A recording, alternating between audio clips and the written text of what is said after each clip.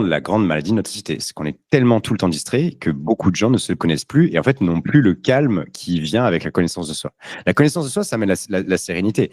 De quoi est-ce que qu'est-ce qui va me faire sortir la sérénité? En général, c'est la peur. Et de quoi j'ai peur? Ben, j'ai peur du monstre sous le lit. J'ai peur de ce truc-là, que je sais pas s'il est là, que je sais pas à quoi il ressemble.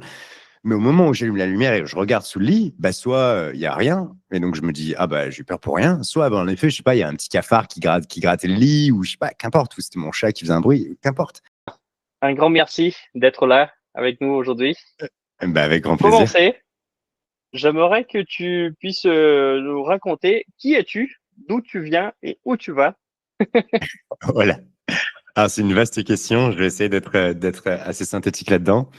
Mais en gros, donc qui je suis? Moi, je suis un individu qui a toujours été passionné par la performance. Alors pas consciemment, mais c'est évidemment quelque chose que je vois avec du recul sur ma vie. C'est-à-dire que je viens d'une famille dans laquelle on aime avoir des bonnes notes, on est fort en sport, etc., etc., etc.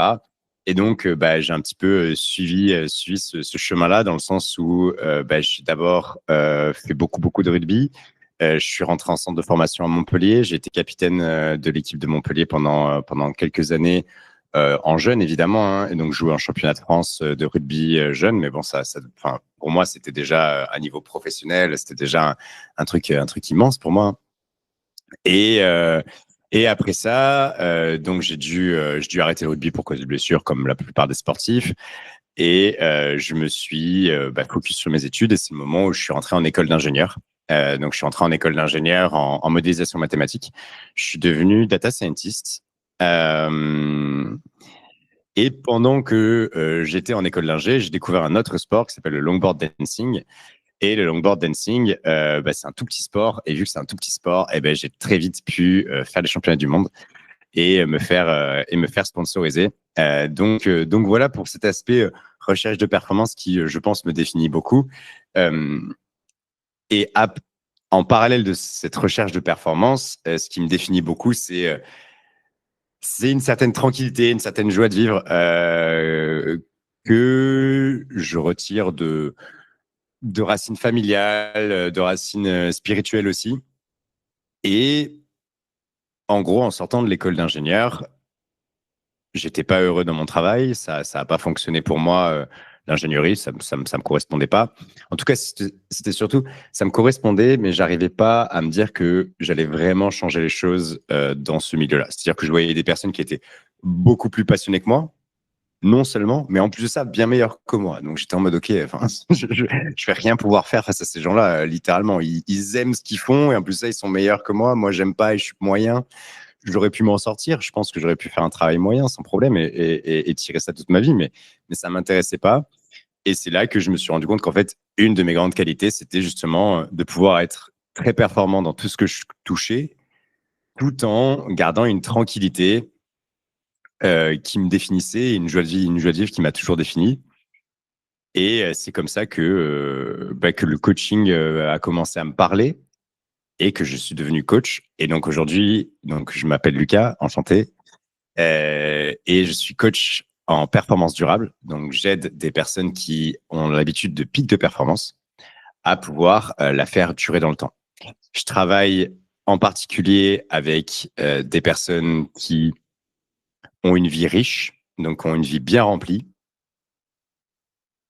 et qui ont l'impression que cette vie riche, aujourd'hui, est devenue une sorte de prison, une sorte d'obligation de mouvement perpétuel qui les empêche de vraiment profiter.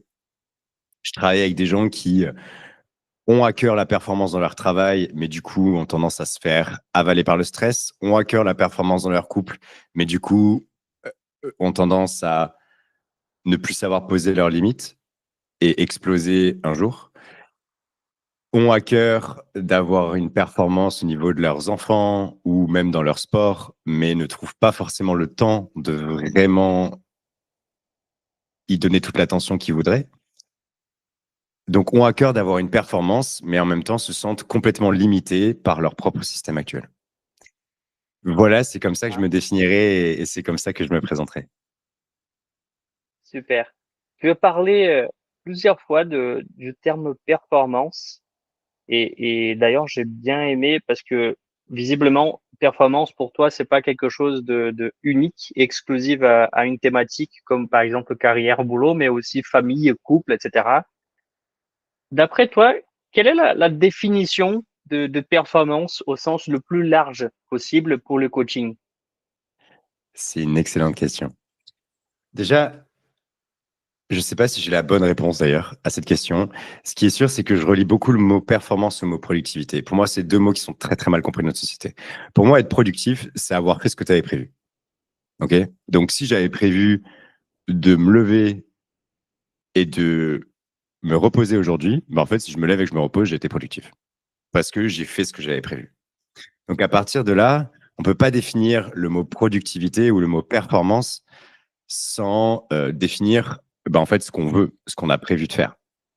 Et donc, pour moi, la performance, c'est ça. C'est arriver en fait à tenir ses plans et à atteindre les résultats qu'on recherche. Tout simplement. J'irai pas, ouais, j'irai pas beaucoup plus loin que ça. Pour moi, une performance, quelqu'un, enfin, je sais pas, ma grand-mère, une de ses performances, c'est d'avoir les plus grosses tomates de son quartier, quoi. Est-ce qu'il y a une quelconque performance là-dedans? Enfin, pour elle, c'est sûr. Quand elle te le Pour elle, montre oui. et qu'elle a une fierté de malade dans ses yeux, tu peux que l'avoir, la performance. Après, au sens sociétal de la chose, je sais pas. Mais en tout cas, voilà, c'est comme ça que moi je définis la performance. Arriver à faire ce qu'on a envie de faire, c'est arriver à atteindre l'image qu'on s'est donnée de l'avenir.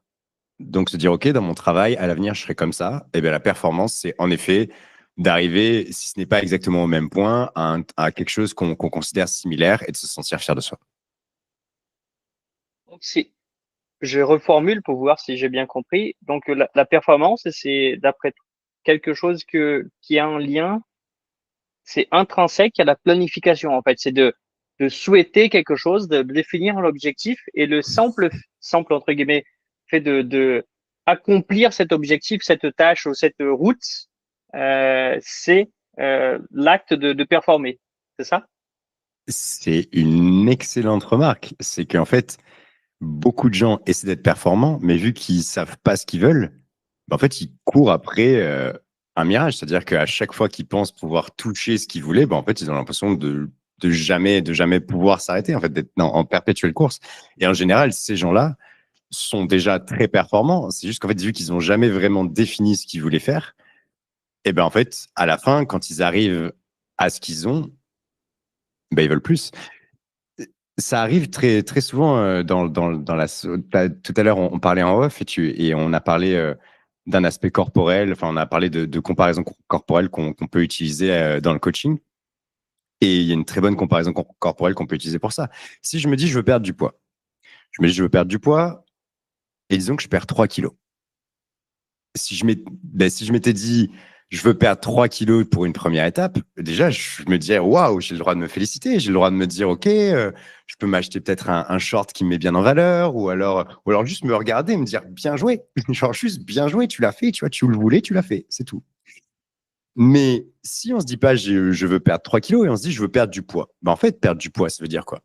Ça veut dire qu'en fait, après 3 kilos, tu peux dire, ah ouais, mais bon, je suis encore gros. C'est peut-être vrai, mais en attendant, tu as quand même fait un pas. Tu vois ce que je veux dire? Et c'est là où la performance devient impossible à accomplir, tout simplement, parce que s'il n'y a pas de résultat à atteindre, il n'y a pas de performance à accomplir.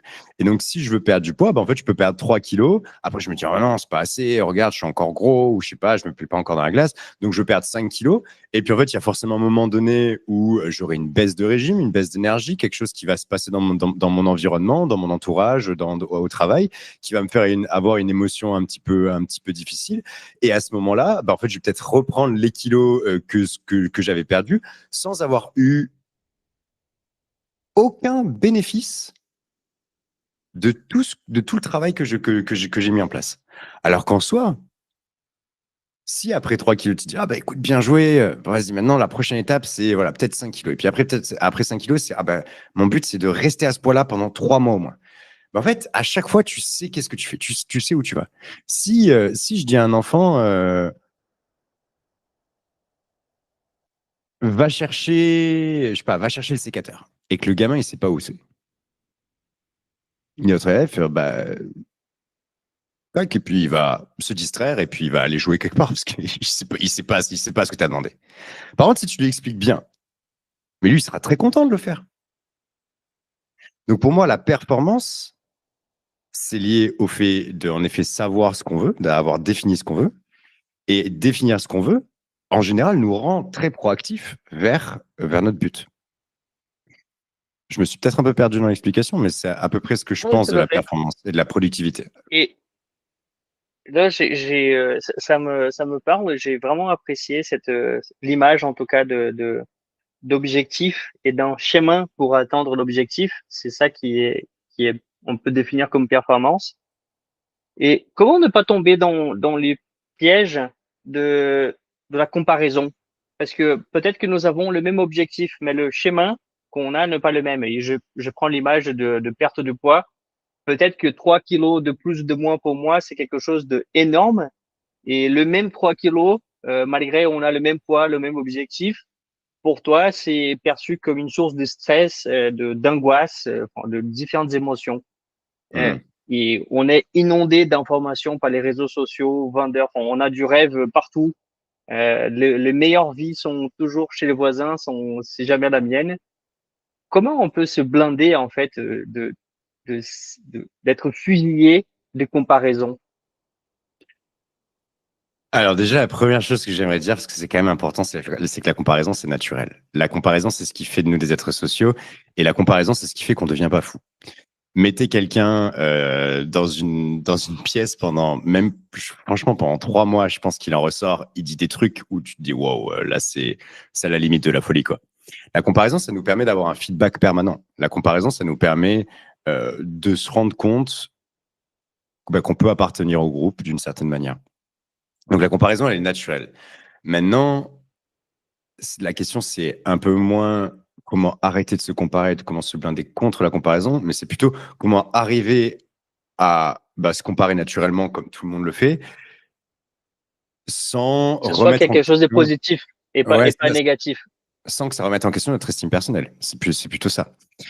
Hmm, Euh, et pour moi, la seule manière de pouvoir justement se comparer tout en n'atteignant pas notre estime personnelle, c'est encore une fois d'être bien défini. Si moi je sais que voilà, je m'appelle Lucas, je suis quelqu'un de très souriant, très optimiste, mais du coup, flip side of the coin, c'est que je suis naïf. En effet, je peux être très naïf et je peux me faire entre guillemets avoir facilement. En effet, c'est le défaut qui va avec ma qualité entre guillemets. Mais je sais que je suis comme ça. Si à un moment donné, je sais pas, je vois quelqu'un d'ultra rationnel, ultra analyste, mais du coup qui se fait jamais niquer, qui se fait jamais faire arnaquer, etc. Euh, en fait, si je sais pas que justement je suis optimiste, mais du coup c'est ce qui me rend naïf, mais que si en fait j'enlève ma naïveté, j'enlève mon optimisme, si c'est pas bien défini pour moi, en effet je vais me comparer à cette personne-là et je vais me dire, t'as vu comment il est vachement mieux que toi? C'est sûr, il va mieux réussir que toi, mais évidemment. Alors que si je sais que voilà, moi je suis un optimiste naïf et que lui, c'est peut-être un sceptique, mais qui analyse bien et du coup qui est moins naïf, enfin, qui n'a pas ce petit downside de naïveté, et à ce moment-là, je peux le regarder juste en me disant, ah tiens, je nous compare. C'est-à-dire qu'on n'est pas pareil, clairement. Waouh, là, dans cette situation, tu es vachement meilleur que moi. Mais je me rappelle aussi que dans d'autres situations, moi, c'est moi qui suis vachement meilleur que lui. Tout simplement parce que, en fait, on a tous nos situations dans lesquelles on est bon. Donc pour moi, l'important pour arriver à se comparer sans que ça remette en question notre estime personnelle, c'est d'être bien défini. Si je suis bien défini et si je suis OK avec ma définition, en fait, je vais me comparer avec les autres, mais plus en mode ah tiens, ouais, c'est vrai que toi tu fais comme ça. Tiens, c'est intéressant. Ça m'inspire peut-être pour certaines choses. Je vais peut-être pouvoir prendre certaines choses. Mais ce qui est sûr, c'est que je ne vais pas remettre en question ma valeur personnelle face à la comparaison. bien, adoré. Bon, j'ai adoré la définition. Donc, en fait, si j'ai bien compris, la comparaison, elle est nécessaire, elle est productive, à la condition de l'autoconnaissance, de la connaissance de soi, en fait, de savoir où je me situe. Encore blanc et noir, les deux choses existent. si je suis gris, en fait, c'est juste s'identifier, de se repérer face à ces différents référentiels qu'on peut avoir d'autres personnes. Tout à fait. C'est une des grandes maladies de notre société, hein. C'est que en fait, les gens ne se connaissent pas parce qu'ils sont jamais dans le silence, parce qu'ils prennent pas le temps de se poser des questions. Ils se posent toujours des questions extérieures. Est-ce que je suis assez bien pour cet homme ou cette femme? Est-ce que je suis assez bien pour ce travail? Comment est-ce que je vais faire pour avoir mon diplôme? Est-ce qu'ils sont c'est des questions excitantes. Attention, hein, je dis pas d'arrêter de se poser ces questions-là. C'est trop cool. Moi-même, je me les pose, hein. Mais il y a aussi une question importante qui est, OK, là, par exemple, je sais pas, je viens de réagir comme ça. Je me sens vraiment bizarre par rapport au fait que j'ai réagi comme ça. Soit ça, je le mets au placard et je passe au sujet suivant, soit en fait, je me pose dans le silence ou juste, enfin, sans devoir méditer ou mettre ça sur comme un truc, une montagne à gravir, mais juste, je commence à écrire par rapport à cette petite expérience avec laquelle je me sens pas très aligné. Ben ça m'apprend à me connaître. Et pour apprendre à se connaître, il faut pas être distrait. Il faut, il faut se séparer de certaines distractions pendant un certain temps. Et ça, c'est la grande maladie de notre société. C'est qu'on est tellement tout le temps distrait que beaucoup de gens ne se connaissent plus et en fait n'ont plus le calme qui vient avec la connaissance de soi. La connaissance de soi, ça amène la sérénité. De quoi est-ce que, qu'est-ce qui va me faire sortir la sérénité? En général, c'est la peur. Et de quoi j'ai peur? Ben, j'ai peur du monstre sous le lit. J'ai peur de ce truc-là, que je sais pas s'il est là, que je sais pas à quoi il ressemble. Mais au moment où j'allume la lumière et que je regarde sous le lit, bah soit il y a rien, et donc je me dis ah bah j'ai peur pour rien. Soit bah, en effet, je sais pas, il y a un petit cafard qui grattait le lit, ou je sais pas, qu'importe, ou c'était mon chat qui faisait un bruit, qu'importe. Mais ce qui est sûr, c'est que je remets la lumière sur ce qu'il y a. Et à ce moment-là, la peur n'existe plus. Et je te donne un autre exemple. Si je te pose dans un endroit que tu ne connais pas, tu connais pas du tout l'environnement, je t'y pose de nuit, enfin, tout ton corps va se mettre dans un état de stress, tu vas être comme ça, tu vas pas vouloir bouger, tu vas t'asseoir, tu vas essayer de te protéger, bref, tu vas avoir peur. Par contre, imaginons qu'avant de te poser là-dedans, ben, je t'explique exactement ce qu'est cet environnement. Je t'explique exactement quelles sont les beautés de cet environnement. Je t'explique exactement aussi quelles sont les dangerosités de cet environnement. Ben, à ce moment-là, je peux te poser dans cet environnement-là et tu vas te sentir beaucoup plus constructif. Donc, la connaissance de soi amène la sérénité, amène c'est la connaissance qui amène la sérénité et la constructivité. Et donc, la connaissance de soi amène la sérénité avec soi et la constructivité avec soi. En général, si on se sent pas constructif avec soi ou pas serein avec soi, c'est qu'on a un problème de connaissance de soi. C'est-à-dire qu'en fait, il y a des choses sur lesquelles on n'a jamais vraiment posé notre conscience. On a tous l'impression de se connaître parce qu'on est nous-mêmes, quoi. Sauf que le problème, c'est que c'est pas si inné que ça. Et que la seule manière de se connaître, c'est de vraiment se concentrer sur soi. Et ça n'a rien à voir avec un acte narcissique. C'est au contraire, c'est même peut-être Limitation, le point fort, qu'est-ce que je peux m'en servir à mon faveur, en fait? Quelles sont mes limitations? Quelles sont mes forces? Ouais, exactement. Ce qui serait narcissique, c'est de plus se remettre en question. C'est ça le narcissisme. Alors que, en fait, la connaissance de soi amène obligatoirement du doute. Obligatoirement, c'est en fait, oh putain, je pensais être comme ça. Ben, en fait, pas du tout. On en parlait la dernière fois. Quand j'étais petit, moi, je pensais être un grand créatif. Et alors, je disais à tout le monde que j'étais un créatif. Mais en fait, beaucoup plus tard, en fait, je me suis aperçu que non, j'étais pas créatif. Et justement aussi en comparaison avec les autres. Mais j'étais OK avec ça. Pourquoi? Parce que j'étais en mode, bah non, moi, ma force, c'est le sport. Et surtout, mon autre force, c'était ça qui me faisait penser que j'étais créatif, c'est que, en effet, j'aime écrire. Mais ma force, c'est beaucoup plus la transmission que la créativité. Et en fait, si être narcissique, ça aurait été déclarer toute ma vie, bah ouais, bah non, mais alors je suis né, je suis créatif. Et même si quelqu'un me dit, ah bah ouais, mais c'est marrant, je t'ai jamais vu dessiner, je t'ai jamais vu faire de musique, je t'ai jamais vu faire ce qu'on appelle de l'art, enfin bref, je t'ai jamais vu faire tout ça, t'es pas très créatif au final. Et là, moi, le prendre mal, dire, bah non, c'est pas vrai, regarde, je suis créatif, j'écris, etc. Et au contraire, la connaissance de soi, c'est se dire, attends, c'est vrai qu'en fait, ça fait plusieurs fois que j'ai ce feedback. Et si j'y réfléchissais, qu'est-ce que ça voudrait dire pour moi la créativité? Ah ben la créativité pour moi ça veut dire écrire, ça veut dire ça veut dire l'art oratoire, ça veut dire toutes ces choses-là. Ah mais en fait, est-ce que c'est vraiment la créativité? Ah ben non, c'est peut-être plus de la transmission. À ce moment-là, j'ai dit 2 fois la même chose. C'est juste qu'en fait, j'ai mis une subtilité qui est plus vraie. Donc j'ai un peu plus appris à me connaître. C'est exactement ça la connaissance de soi. C'est-à-dire c'est à chaque fois ce truc-là de Ah, je me pensais généreux. Est-ce que je suis vraiment généreux? Ah, euh, je me pensais accueillant. Est-ce que vraiment je suis accueillant? Je me pensais optimiste. Est-ce que vraiment je suis optimiste? Je me pensais sceptique ou intelligent. Est-ce que vraiment je suis sceptique ou intelligent? Bref, et c'est à chaque fois se poser des questions. Donc en fait, la connaissance de soi et se poser pour réfléchir à soi, c'est même l'inverse d'un acte narcissique. Parce qu'un acte narcissique, encore une fois, c'est je suis comme ça, j'ai toujours été comme ça, et dans tous les cas, si tu penses pas la même chose que moi, va te faire foutre, entre guillemets. Désolé pour le gros mot. Alors que la connaissance de soi, c'est au contraire douter de soi et en fait être à l'aise dans ce doute de soi et se dire bah, Mm. au plus je doute et au plus je me définis et au plus je me définis et au plus en fait je peux me comparer sans atteindre mon estime personnelle. Excellent. Mais je voudrais te lancer une question, mais qui est plutôt un défi ou un challenge, en fait, que pour ceux qui ne me connaissent pas de notre audience, je viens du milieu du nautisme, en fait. Je suis presque depuis 15 ans dans le nautisme. Et moi, j'aime bien les métaphores, en tout cas avec le monde nautique, notamment le bateau. Donc, si je prends l'image de connaissance de soi comme un bateau, donc en fait connaître ce bateau, donc connaître le poids, la vitesse, enfin, c'est vraiment l'image. Et je reviens sur la notion de performance comme une trajectoire, le fait de définir un objectif et accomplir, passant par un schéma. Donc, le point A est le port de départ, le point B est la destination, l'objectif, et je vais naviguer avec ces bateaux qui est moi-même, donc la connaissance de moi. Comment tu peux, ou quelle astuce, ou je réfléchis à la question,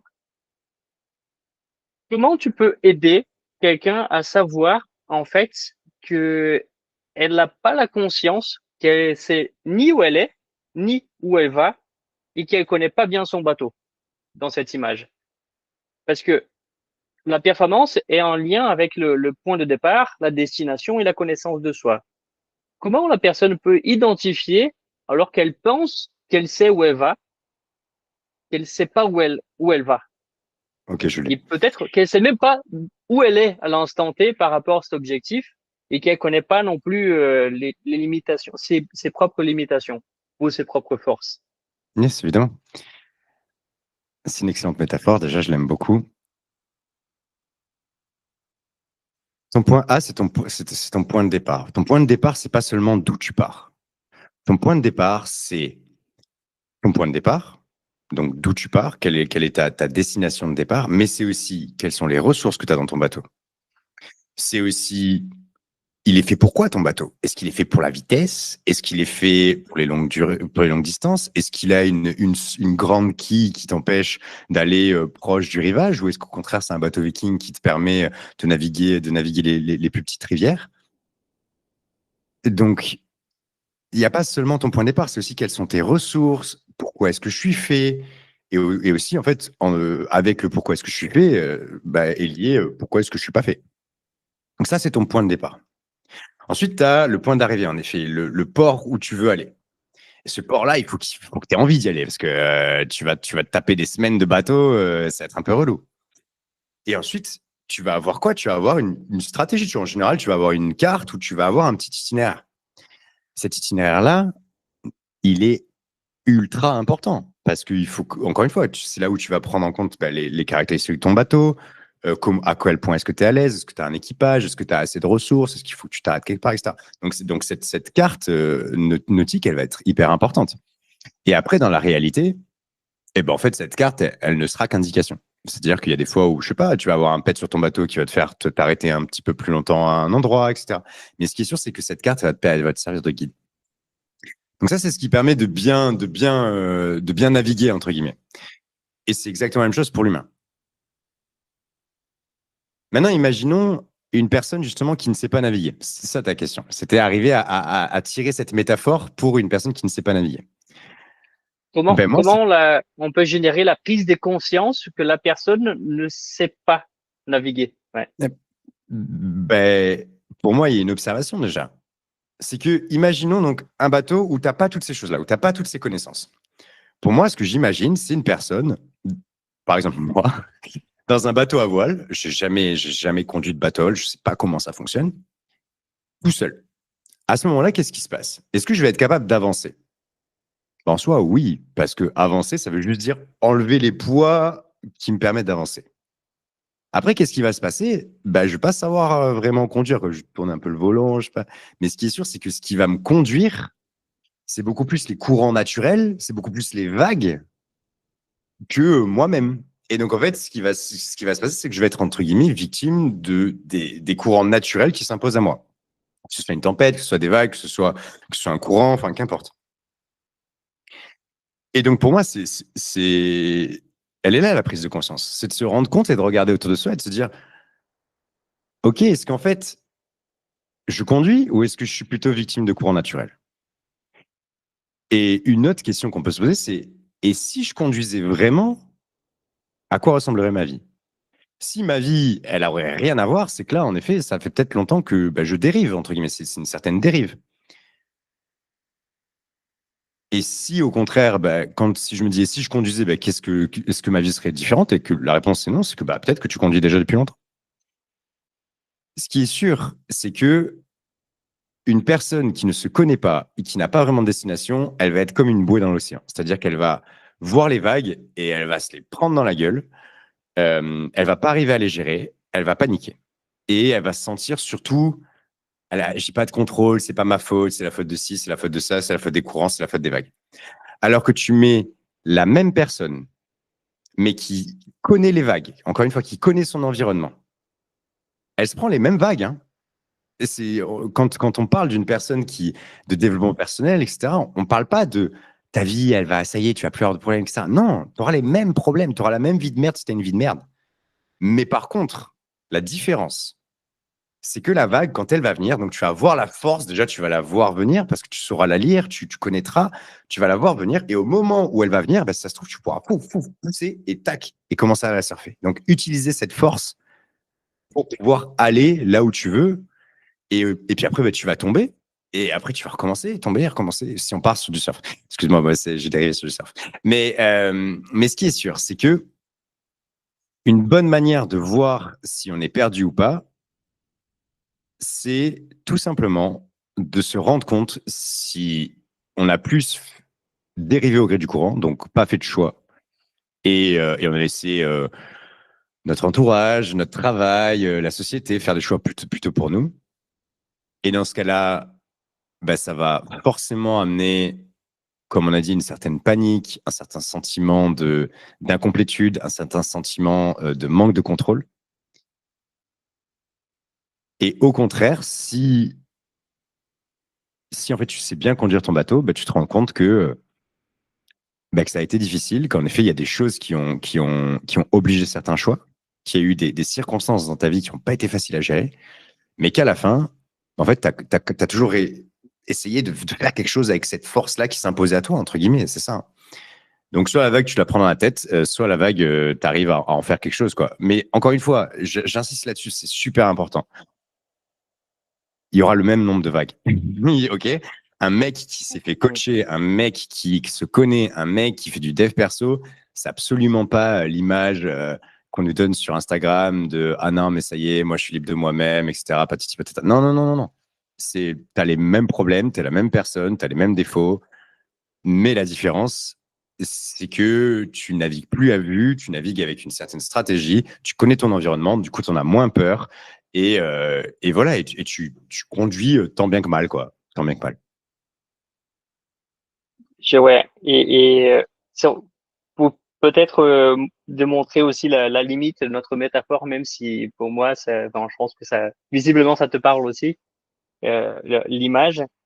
Euh, la notion de port, de destination, dans la vraie vie, on doit aussi intégrer, enfin, il existe une notion temporelle de la chose. C'est une date, non seulement une adresse, un endroit, on va dire, mais aussi atteindre un objectif quelconque demain, la semaine prochaine, l'année prochaine, dans 10 ans.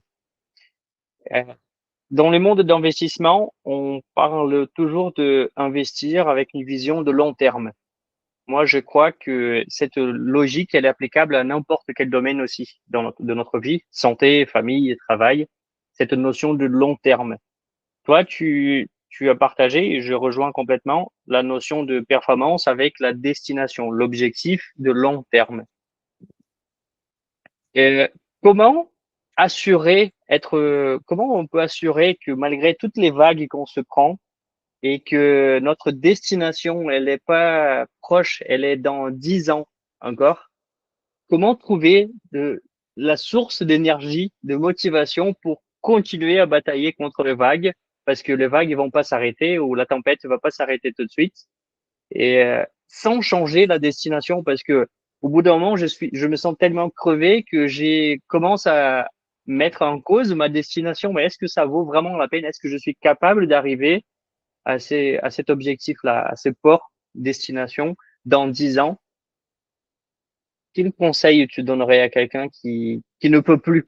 Là, ça y est, Thiago, ça fait 10 ans que je bataille, que je rame contre les vagues et je vois le port, il est pas près d'arriver, il m'en reste encore quelques années.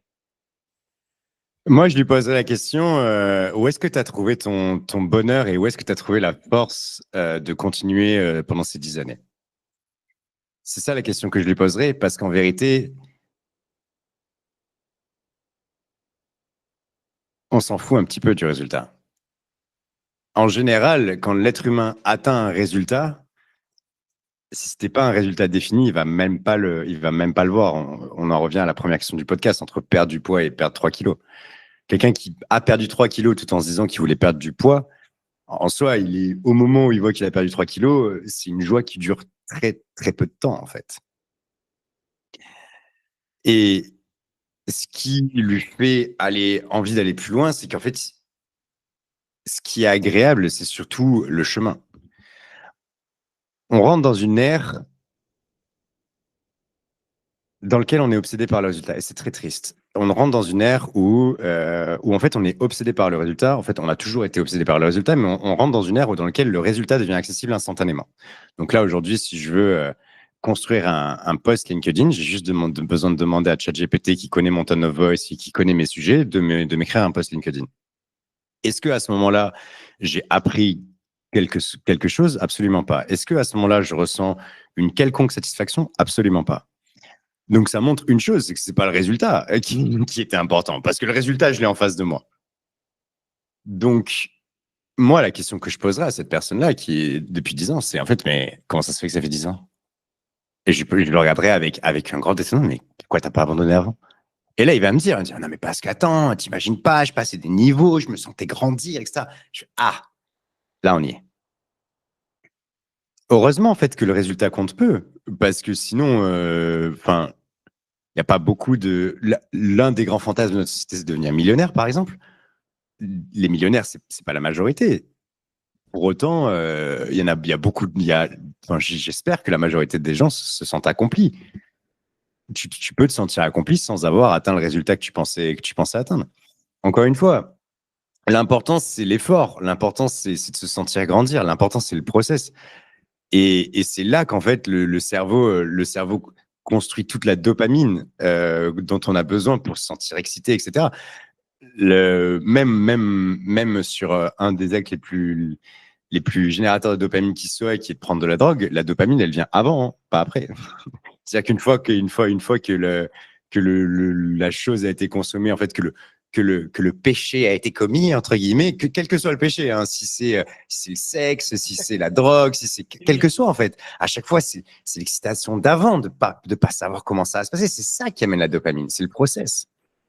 Donc moi, ce que j'invite les gens, c'est juste à faire le premier pas, à arrêter de chercher un résultat, arrêter d'essayer d'être directement, d'avoir 10 000 followers, d'avoir, je sais pas, beaucoup d'argent, d'avoir beaucoup de femmes ou beaucoup d'hommes. Arrêter ça et en fait juste essayer de se dire en fait rien que le fait de passer de 0 à 10 followers, ouah, je vais me sentir trop frais. Et c'est vrai. Sinon, moi, j'aurais déjà arrêté, hein. Ça fait 5 ans que je bataille sur une entreprise, sur plusieurs projets. Aujourd'hui, ça commence à très bien payer. J'en suis très heureux. Mais je regarde les 4 dernières années. Je me dis, mais Lucas, t'étais un warrior, quoi. Tu n'avais pas un rond, tu investissais tout l'argent que tu regagnais, etc. Ben, c'est juste parce qu'en fait, c'était les pouillèmes que je gagnais qui me faisaient me sentir, waouh, mais j'ai réussi à gagner un pouillème de plus qu'il y a un mois, en fait. Et c'est encore une fois, on parle pas de résultats parce que si j'expliquais, à chaque fois que j'expliquais ce que je faisais aux gens, ils me regardaient en mode, bah, ok, bon courage, frère. Parce qu'il y avait rien. Il y avait rien. Et pour autant, j'étais déjà fier. Donc, ça montre une chose, encore une fois, c'est que c'est pas le résultat, c'est le process. Et j'invite vraiment à toutes les personnes qui se disent, ah, attends, ChatGPT, c'est génial, l'IA, c'est génial, on rentre dans une ère où de la distraction, du divertissement, etc. Moi, je suis persuadé qu'au moment où on nous enlèvera toute chose à construire, qu'est-ce qu'on commencera à faire? Bah, à construire autre chose. Tout simplement parce qu'en fait, on a juste besoin de construire. C'est ce process-là qui est agréable pour l'être humain. C'est pas le résultat. Et donc, et pareil pour, d'ailleurs, quand on parle d'IA, parce que c'est quand même un bon sujet au niveau du résultat, c'est quand même le truc qui apporte le résultat Tout à fait, instantanément ouais. et qui excite tout le monde. La plupart des gens auxquels je parle par rapport à l'IA, ils me disent ah ouais, non, mais moi, l'IA, je m'en sers pour brainstorm parce qu'à chaque fois que je lui demande un résultat, j'en suis pas content. Est-ce que à la fin, le résultat qu'ils produisent eux-mêmes est meilleur que celui de l'IA? Je suis persuadé que non. Mais la différence, c'est qu'il y en a un qu'ils ont produit, du coup, ils en sont contents, et l'autre qu'ils n'ont pas Ouais. produit, du coup, en fait, ils les touchent pas émotionnellement, quoi. C'est ça la différence. Donc, arrêtons de se dire que l'IA va tout faire pour nous, parce que c'est pas vrai. Parce qu'en soi, ce qu'elle va pas faire pour nous, c'est justement nous apporter une satisfaction. Et cette satisfaction-là, l'humain l'obtient en faisant. Je me suis perdu, j'ai oublié la question. Ah non, la question, c'est comment trouver la source d'énergie, de motivation, Ok. alors ça fait des jours, des mois, des années que je suis parti de mon port d'origine et je ne peux plus. Et toujours dans cette image, d'ailleurs, ce que j'ai retenu et j'apprécie dans ta réponse, ou ton explication, c'est que au bout d'un moment, en fait, l'envie ou la crainte de revenir est peut-être plus importante que la destination pour laquelle je suis parti à la base. C'est Ah juste parce ouais, que je ne veux plus revenir là où j'étais. Donc, par exemple, j'ai perdu 3 kilos. Peut-être que je n'ai pas encore le corps de rêve. Par contre, maintenant, j'arrive à monter l'escalier et respirer quand je suis au troisième étage. Alors qu'avant, j'étais incapable de respirer au bout de 3 étages. Enfin, je prends l'image, une deuxième image ici, mais donc, peut-être que ma motivation, elle est pas forcément de arriver au résultat, comme tu dis, mais c'est juste de trouver le plaisir du processus et de se rendre compte que la situation de départ, qui était en fait défavorable et que je veux plus vivre là où j'étais avant. Donc, ouais, l'exemple de complètement. la respiration, par exemple. Ouais, Énorme, complètement. énorme. C'est la comparaison avec soi-même, en fait. On revient à cette comparaison qui est aussi Oui, naturelle. et puis là, Et en une fait, comparaison, auto-comparaison, mais par rapport la version de moi-même d'il y a intérieur, en fait, ouais, d'il de y ouf. a un mois, un an, 10 ans. C'est très, très rare que les gens qui continuent d'agir et qui sont dans l'action par rapport à un rêve quelconque, hein, même s'ils savent qu'ils l'atteindront jamais, c'est très, très rare que ces gens-là se démotivent quand même. Après, imaginons que ça arrive. Et imaginons que la situation que tu viens de me présenter, Thiago, vraiment arrive et qu'il y a un mec qui me dit, ouais, mec, je grind depuis 10 ans, vraiment, je travaille à fond, à fond, à fond, et là, j'en peux plus, quoi, j'en peux plus. La première chose que je lui poserai comme question, c'est, OK, pourquoi tu as commencé? C'était quoi la raison réelle pour laquelle tu as commencé? Et qu'est-ce qui t'a fait continuer, par exemple, les 3 premières années? On est d'accord que, enfin, je lui demanderai pendant combien de temps c'était un plaisir. Disons que la personne me dise 3 ans. Et là, je lui poserai la question, OK, qu'est-ce qui t'a apporté de la joie pendant ces 3 années-là? Et là, il va me dire, ah ben, je sais pas, justement, peut-être, je tenais un journal dans lequel je marquais mes progrès. Ah, OK. Et en fait, depuis, peut-être qu'il se rend plus trop compte de ses progrès. Et c'est pour ça qu'en effet, il a la motivation qui baisse. Mais l'important, c'est en effet de se rendre compte de ses propres progrès. Et c'est là-dedans qu'on trouve la joie. Et c'est pas dans le résultat. Vraiment, ça n'a jamais été, ça n'a jamais été vrai pour un quelconque être humain. Et d'ailleurs, la preuve, encore une fois, c'est qu'à chaque fois qu'on a un résultat, on en veut plus. Et donc moi, donc comme j'ai dit, je suis coach et je suis coach plus particulièrement de personnes qui donc sont très performantes. Ça veut dire quoi? Ça veut dire qu'en général, c'est des gens qui sont très riches, c'est des gens qui ont en gros, ils ont terminé le game, quoi. Ils ont terminé le jeu de la société, quoi. Tous les défis que la société leur a donnés, c'est-à-dire avoir une femme, des enfants, une entreprise, beaucoup d'argent, et avoir une vie Instagrammable au possible, ça, ils l'ont. Mais c'est des gens qui viennent me voir et qui me disent, bon, bah voilà, je l'ai. Et en fait, je me suis jamais senti aussi vide que depuis que je l'ai. C'est-à-dire qu'au moment où j'étais en quête, je me sentais génial parce que j'étais en quête. Et maintenant que je l'ai obtenu, eh ben, j'ai plus de quête. Et du coup, je me fais chier, je me sens inutile et surtout, je me sens anxieux, quoi. Je suis anxieux. Et donc, ce à quoi on travaille avec ces gens-là, c'est pas d'obtenir plus, c'est de trouver une autre quête. C'est de trouver autre chose à chercher qui, cette fois-ci, n'est peut-être pas atteignable. Parce que, évidemment, encore une fois, si c'est pas le résultat l'important, en fait, atteindre ne sert à rien. Donc, en fait, si ça se trouve, en fait, c'est les quêtes inatteignables qui sont les plus cool parce que, au moins, celle-là, elle s'arrête pas.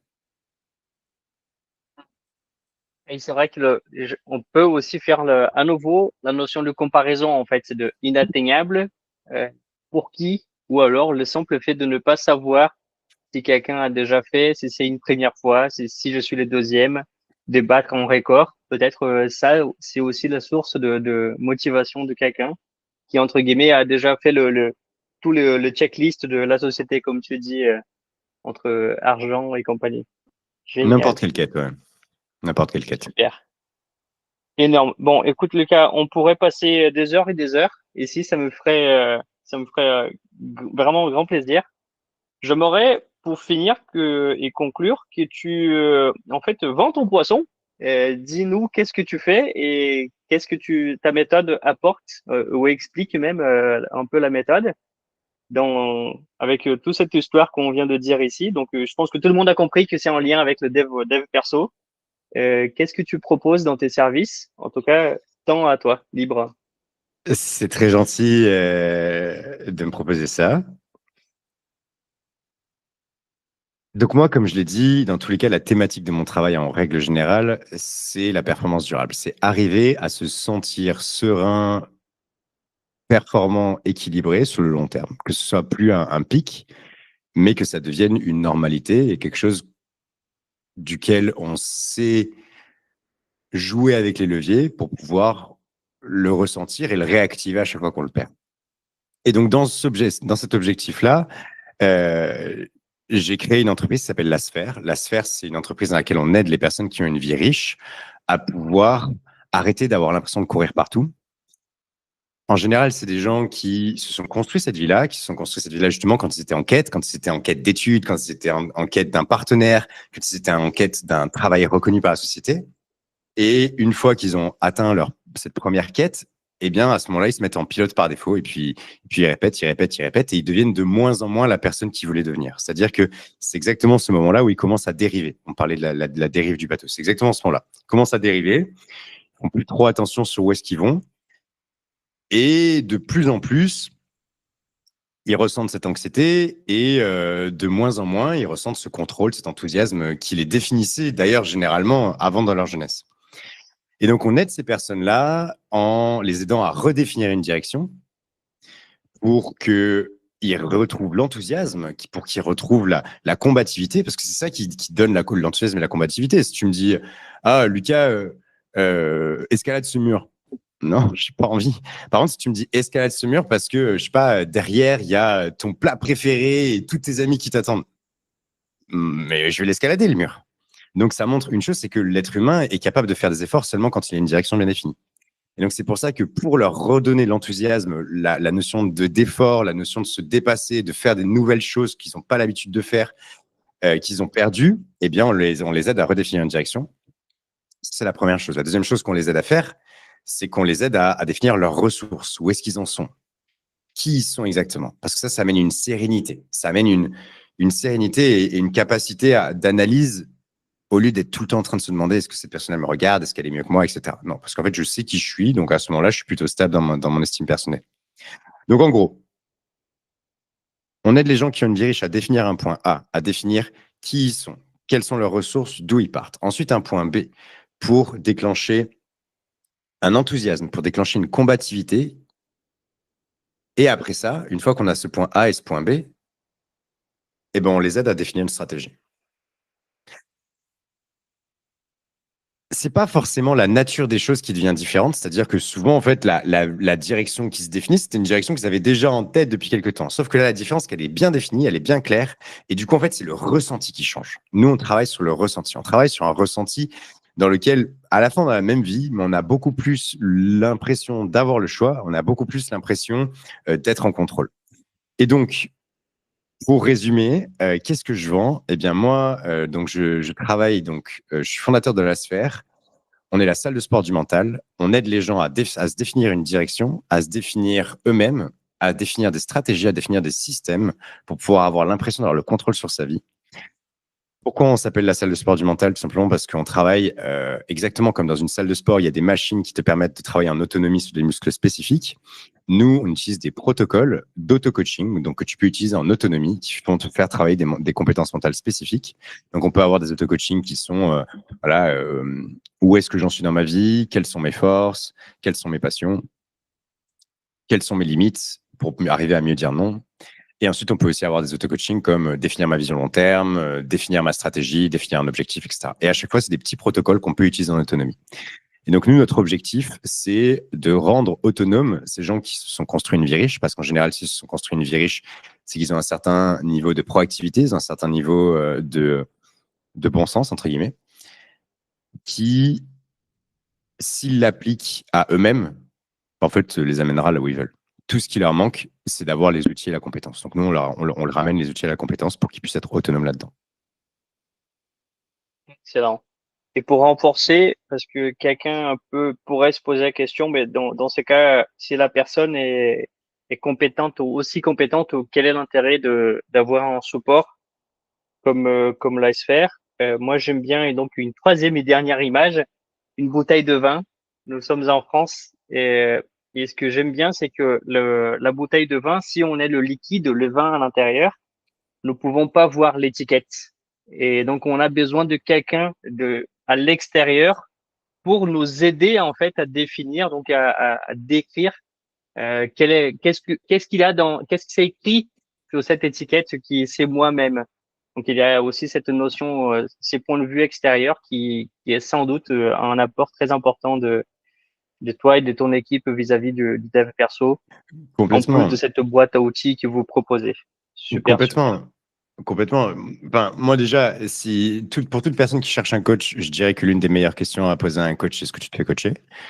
Euh, Parce que justement, c'est pas parce qu'on est coach qu'on est capable de voir son étiquette de vin, comme tu l'as dit. Et nous, enfin, moi, je suis le premier utilisateur de mon produit. C'est-à-dire que moi, je m'auto-coach toutes les semaines. On a un auto-coaching qu'on appelle le bilan et prévision hebdo qui est pour moi indispensable. Et à chaque fois que je le fais pas, ma semaine, c'est le bordel. C'est sûr et certain. Alors qu'à chaque fois que je le fais, j'ai la même semaine en soi. C'est juste que j'ai beaucoup moins l'impression de courir partout. En fait, je fais exactement la même chose, sauf que le sentiment est différent. Et donc, c'est exactement ce que tu dis. Tout humain a besoin de ça. Nous, dans notre équipe, c'est une obligation. Toute personne qui travaille avec nous, que ce soit en tant que collaborateur ou en tant qu'employé, est obligé de faire ses auto-coaching. C'est littéralement dans le contrat. Et en fait, c'est des outils qui, en effet, permettent de mettre un miroir et de se dire, ah, tiens, c'est ça l'étiquette de la bouteille de vin, en effet. Donc très, très bonne métaphore, j'aime beaucoup. On a tous besoin d'outils pour pouvoir s'observer.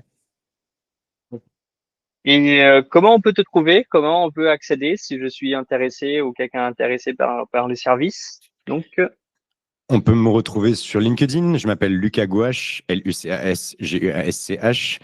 On peut me retrouver sur Instagram. Il y a le compte de la Sphère, dans lequel on est de plus en plus actif. On peut me retrouver LinkedIn et Instagram, je pense, c'est les deux meilleurs réseaux pour nous suivre. Et puis après, évidemment, on a un site qui s'appelle lasphère.co, dans lequel on a pas mal enfin, où on explique bien tout ce qu'on fait et on montre beaucoup de cas clients. Et dans tous les cas, après, moi, je fais pas mal de conférences. Donc, si vous allez sur mon LinkedIn, checkez un petit peu les conférences que je fais à Paris, à Toulouse ou à Barcelone. Et vous pourrez sûrement m'attraper d'une manière ou d'une autre. et de mon côté, je m'appelle Thiago Mans, le fondateur de Lapis Community sur Instagram et LinkedIn. Et vous pouvez aussi me retrouver sur LinkedIn, là où je suis le plus actif, Thiago Mans. J'ai la chance d'être le seul. TIAGO-MANCE. Et vous pouvez trouver des pilules de petites, de partage qu'on fait tous les jours, en tout cas, avec, pour vous inciter, vous inspirer au développement personnel de différentes manières. Merci Lucas, merci à pour Merci, tous ceux Thiago. qui nous ont écoutés jusqu'ici et à bientôt. À bientôt. Merci encore. Cadre, arrêtez de mélanger activité avec progrès. Je m'appelle Thiago Mans, j'ai un MBA en gestion d'entreprise et 2 entreprises internationales sur mes épaules. Je vous assure que j'ai pas plus de temps que vous, mais j'ai un système que s'appelle le protocole du leader. Grâce à ces protocoles, vous pouvez faire les distinguos entre les activités inutiles et de vraies activités de tâches prioritaires. Téléchargez et testez maintenant le GPS du leader et regardez c'est quoi la clarté de vos projets.